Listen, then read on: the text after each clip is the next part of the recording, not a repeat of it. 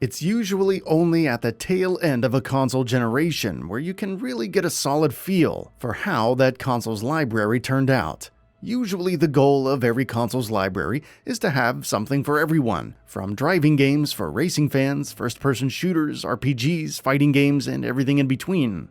All the major genres, as well as many shades of them as possible, should ideally be represented as much as possible. In fact, failing to have a vibrant, diverse library can often be the lead contributing factor, leading to a console's lifespan being cut short. Just look at the Atari Jaguar, 3DO, and other platforms that failed to really get any traction. Odds are, problems with their libraries, at least in part, led to their untimely demise. On the flip side of that, you have the PlayStation ecosystem, which has, for the most part, successfully delivered exemplary titles and great libraries for all of their systems. Even their weakest example of this, the PlayStation Vita, isn't too bad in this regard. It shouldn't be much of a surprise to see that the PlayStation 4 also did a great job with keeping as many types of gamers as possible happy all at once. It was not by totally copying the approach to the PS3 though. The PS4 definitely shook things up a bit for its library from what was offered on the PS3. A more friendly environment for indie developers, more of an emphasis on their top-tier AAA studios, and special attention being paid to the third-person action-adventure genre are all things that make the PS4 stand apart from the PS3, at least in terms of game selection. While it is true that both consoles are flush with pretty much all types of games, there was a definitely more concentrated push in those specific directions. As such, the upcoming PlayStation 5 seems determined to ride the wave of the success of the PS4 with those same ideas, but it also might be shaking things up again with some noticeable changes. As the PS4 certainly did unearth quite a lot of interest in the action-adventure genre, we can certainly expect that trend to continue. While Naughty Dog probably won't be the ones to make the next Uncharted game, it's definitely going to be a thing, eventually. In fact, I'd be surprised if it wasn't already being worked on. At a more macro level though, there's no denying the success of the big third-person action-adventure games on PS4. Horizon, Spider-Man, God of War, Ghost of Tsushima, Ratchet & Clank, and The Last of Us 2 all had extremely good showings both critically and commercially. Even games that everyone didn't fall in love with, like The Order 1886 and Days Gone, still did pretty well generally speaking. We would be crazy to think that all of these major PS4 hits aren't candidates to be long-running franchises. In fact, we already know many of them are getting sequels. Knowing that, we can easily assume that the trend of these big-budget, heavily marketed, high-production value marquee titles will continue, perhaps at an exponential rate. One blind spot of the PS4 that did seem to emerge about halfway through the generation was the sheer amount of time in between these releases. Looking back on all of them now, it might seem that there were plenty of them, but keep in mind this was over a 7-year period. There were months and months between them many times, and it would make a lot of sense for Sony to look into rectifying that a bit.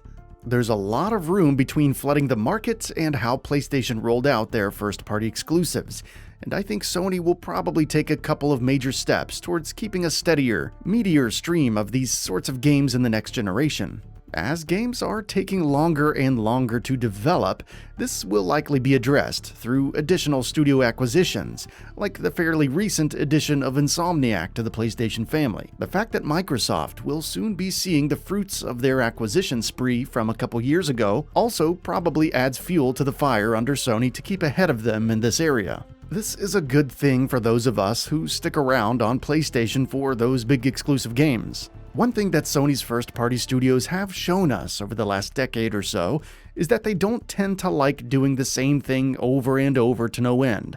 Guerrilla moved on from the gritty shooters of Killzone to the ridiculously colorful world of Horizon. Naughty Dog moved on from mascot platformers to more grounded action-adventures, and Sucker Punch moved on from Sly to Infamous to feudal Japan. These teams are many things, but stagnant is not one of them. In light of that, I think we're going to see a little more experimentation from these studios on the PS5 than we saw on the PS4. While the third-person action-adventure games are certainly going to remain a big part of the PlayStation variety, I think we're likely to see more variety here this time around. Will Naughty Dog make a first-person RPG? Will Guerrilla end up making a multiplayer-focused SOCOM game?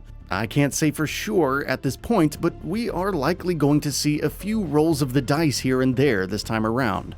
Another reason I suspect this is because the PlayStation brand is in a much safer place now than it was at the dawn of the PS4. Back in 2013, PlayStation had barely cobbled together a razor-thin lead over Microsoft, and they probably knew that Nintendo was going to come out swinging with something revolutionary in a few years. It was time to play it safe. It was time to find out exactly what developers in games wanted, and just do their damnedest to supply as much of that as possible. With the success of The Last of Us, Assassin's Creed, and the like, it was obvious that large, sprawling action-adventure games were what was in at the time, so plans were put in place to give us over half a decade of them. But that's not where we are now.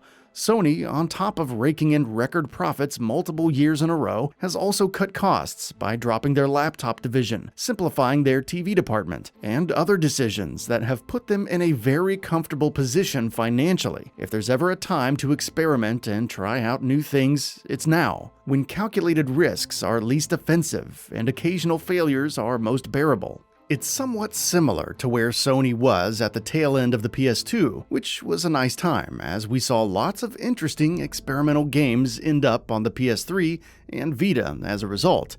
There's also always the wild card of Japan's studio, who always seems to just do whatever they want.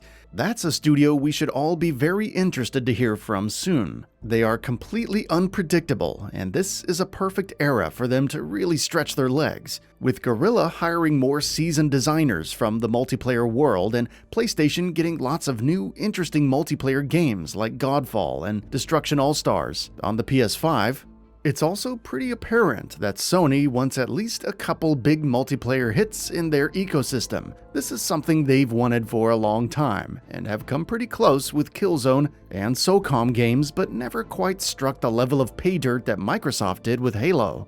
I think it's safe to say you're going to see the biggest push from Sony perhaps ever to really get some major traction with a huge multiplayer title or two. So expect them to throw a lot of things at us in the coming years. Also, with less of a push for indie titles surrounding the PS5 than we saw around the PS4, we might end up getting less of them on Sony's newest console as well. Sony is likely more concerned with quality than quantity in that particular arena now, as many of the lower-tier indie games on PS4 did basically nothing for the platform, other than gum up the store with games that didn't really sell. You'll still have your Dead Cells, your Shovel Knights, but you probably won't see nearly as many of those $3, $4, and $5 games this time around. With a greater focus on what worked about the last generation and the ability to experiment that they currently have, we should definitely be ready for a very diverse library on the PS5. As I stated, this is something that no PlayStation library is new to, but we may still see the greatest example of it yet on the PlayStation 5. There's plenty of evidence that PlayStation fans have a lot to look forward to in the coming decade. That's it for this video. If you enjoyed and would like to see more, feel free to hit that subscribe button and hit the notification bell to ensure you'll be notified when new videos go up.